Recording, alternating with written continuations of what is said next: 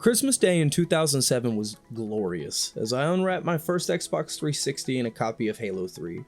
My God, the excitement and anticipation for my first foray into the next gen was enough to make 13-year-old me want to bust my pants. And I mean, to me this shit was better than sliced bread. I was fully ready to lose a concerning amount of weight via starvation from being just lost in the experience.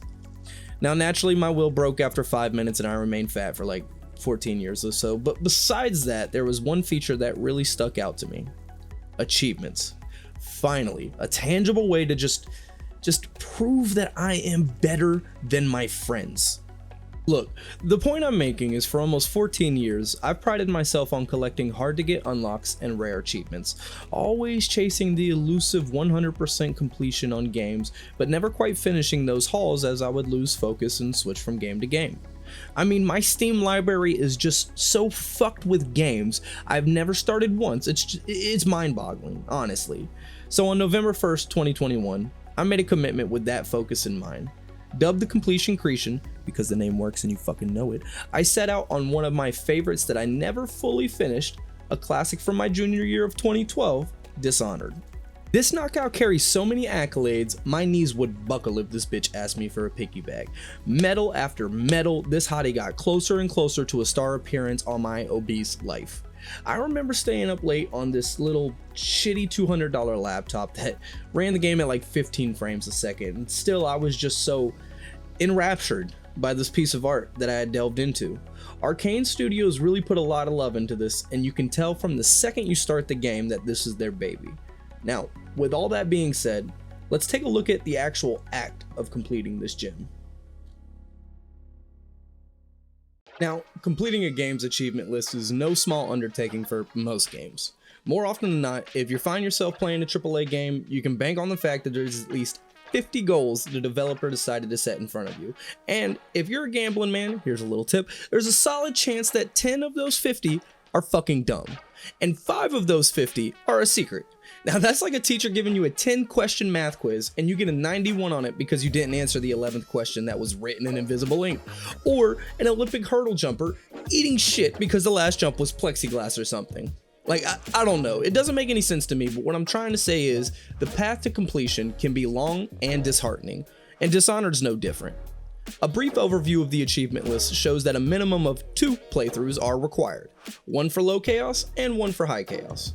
On top of that, you have your usual collector, fighter, and side story achievements, so at this point there really isn't anything to it but to do it. I decided high chaos would be a good intro back into the franchise, as it's obviously the most fun. Psst, the assassin guy doing assassin stuff? That's why most of us bought the fucking game. And I can run around unimpeded by anything but the piles of meat that just keep stacking in front of me. So we start the story off coming into Dunwall on a ship, we being Corvo Atano, the Empress's personal bodyguard. Now she sent us off to go find a cure to the plague a few months ago that has just been raw dogging the peasants of the city for a hot minute at this point.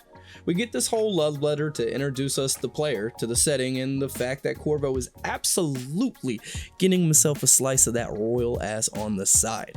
And after listening to the schmuck named Kurnow talk for a bit, we greet Emily and play a game of hide and seek with her. Now, in full transparency, I thought there was an achievement for this, but there wasn't.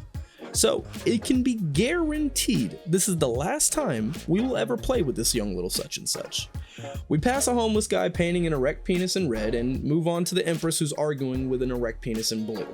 He's told to shove off so we can get a little bit of R&R, you know what I'm saying? But like all good games, we are quickly cockblocked by West Ardoin's mourners who have apparently powered up since the last time I've logged into old school. Now, of course, naturally, we smack them the fuck up, but not before we tactically allow ourselves to get Darth Vader'd and watch them kill our bitch. Homeboys vanished with the kid, thank God, but we're left to take the blame and the bitch smack of the law right to the face. So we find ourselves in the dark and damp, receiving a key to escape from some sort of rapscallion who's trying to help us.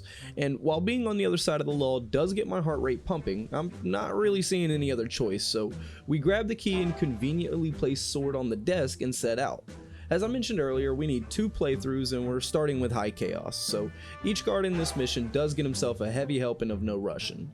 and the kills in Dishonored are fucking superb. But if I showed you every kill, this would be a 40-minute video at minimum, and I'm betting your ass doesn't have the time. So why is it so fucking dark? Alright, that's better. Now, segueing back into the game, we blow up the door and give the lazies on the wall a quick nod as we hightail it out to freedom. Naturally, the only thing that makes this situation shittier is going into the sewers, but it's here I realize I've finally found a game that knows the proper setup for the food chain. Yeah, baby, that's just how I like it. And even though I'm taking pleasures in the sight here, I do need to move on to the end point to attain the first achievement in our sights, Dishonored, which is of course to beat the intro. All I need to do is find this hunk named Samuel and bag the first step towards victory. I'm Samuel, and I work for some good people who want very much to meet you. A brief cutscene lets us know that we are indeed on to the next mission, but that last statement was a lie. We're actually on to the prelude of the next mission, where we're introduced to walking corpses who seem to be pretty friendly. Oh, also, remember this game came out in 2013, so spoiler alert, I don't give a fuck about spoiler alerts. Anyway, so after some discussing, we're pointed to Piero, who is so frail he can't even refuel his machinery. And apparently because he's making something for us, we have to help him. So, in goes the whale fat, and out comes a mask that literally looks like a child glued some metal together. But it's scary looking, so we're gonna roll with it. Now that transport makes us so sleepy, we go and have a quick lie down before the murdering really begins. Whoa! This is the iconic bits, baby. This is what I remember, buddy. We about to be unstoppable. Get the fuck is this shit? Get this fucking shin level shit out of me. Whoa! Unstoppable. We just gotta get to the end without any incidents whatsoever, because I'm a gamer, and get our power up. One quick jailhouse tattoo later, we look and feel the part, so we tell the outsider to kick the biggest rock floating and unconscious our way out. I don't know, maybe the outsider teleports us, but remember the story's about us, so don't acknowledge that in any way. Anyway, I wake up to the second easiest achievement of the game, Occultist, which is to collect 10 bone charms, and the nice part about this is I no longer need to worry about bone charms. That's right, not once do I mess with bone charms again. Unless I accidentally leave any footage in after the cut, in which case, only that one time, forget about it. Now General Have-Not downstairs calls for us because he's got a big boy job. Kill the penis clad in red, High Overseer Campbell. Hey, did you see what I did there? It's a throwback to the first few minutes, and I'm told this makes a not funny joke funnier. I don't know, I'll gauge the room when I call back for a third time. So back on point, this big boy job happens to be the next achievement set in my sights. You know, aside from the random shit and other stuff that may pop up. Agreeing to the terms, we start to leave the pub when Callista decides to stop us and trauma dump with no trigger warning whatsoever. Going on about some uncle of hers who's gotten himself into some shit, and of course it's up to us to save him. Naturally, initially I said no, who wants to do two things, but something about that pancake ass makes me weak, so we'll see what we can do. Slicing and dicing my way through the underbelly, I run into this gentleman who gets to learn a valuable lesson today. Men like you, walking the streets with weapons, we don't need that. Talk shit, get hit. A goal way down the road is to complete the side stories for one Granny Rags and some slack-jawed dude I can't remember the name of. This creepy old bitch has been having problems with the local hoodlums and asked me to take care of it. Me, being the peaceful man I am, offers these scoundrels a drink and they have the nards to decline.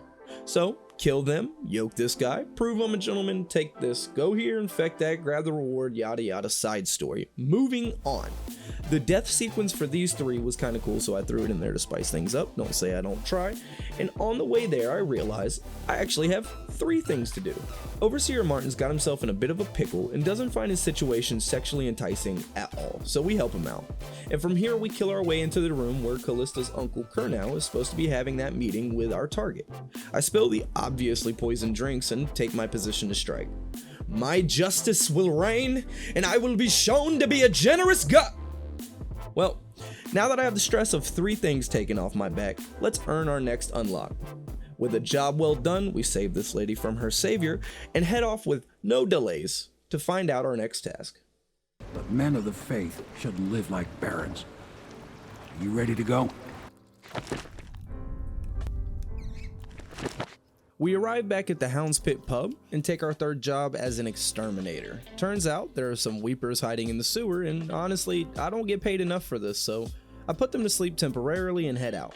This bitch mistakes my room for being in the sewers as well, but I don't say anything because I'll just let it out before I go to bed. I thought I heard a weeper in there earlier. I make sure to take pleasure in the little things before moving on to my next task, but then we go talk to the doppelganger to see what that next task is. See, Hugo Weaving's clones have been naughty, and we're informed they have Emily holed up in a whorehouse. And since I was on our way anyways, I might as well kill two birds with one stone. Did you catch that? Bit of foreshadowing. God damn, I'm a triple play, y'all don't deserve me. Taking our usual route, we get pulled to the side by someone I'm positive died at least a level ago, and get told that this slack-jawed fuck wants to talk to us. See, his boy went missing and we gotta find him, or find a corpse, and take his last words to Slackjaw, only to find out, of course, we aren't done. He wants us to go get some safe combination from a rich guy at the Golden Keb, yada yada. Honestly, I fucking hate this guy. Like, for no reason in particular. So we do go get that combination, but instead of taking it back to Slackjaw, we take that shit for ourselves. And naturally, of course, we brag to Slackjaw because we need it for this, but then we're right back to the task at hand. And something important to note, our third job is by far one of my favorites because it combines some of my favorite things. Cheap women and... For being important, these guys' security is not tight at all, and getting rid of the Pendletans is a breeze. Now, I do feel bad for their call girls though, shot down in the line of duty. Too soon. We kill the second one in a creative albeit cruel way for the unlock and find our girl Emily for another. Samuel awaits by the water and we get the HE double hockey sticks out of there. Ready to go back, Corvo? Honestly, this is going along rather smoothly. So far we've gotten Dishonored, Occultist, Excommunication, Art of the Steel, Unfortunate Accident, and Faceless. Also, apparently I unlocked Rogue somewhere along the way. That's to assassinate 10 unaware enemies, but I'm unaware of where this happened, so just use your imagination. Now, that's 7 down and 43 more to go for you English majors out there. See, I didn't go to college, so I gotta get my shots in where I can. And since we're on the topic of things about me, one thing I don't think I've mentioned yet is that I am horrible at saying goodbye.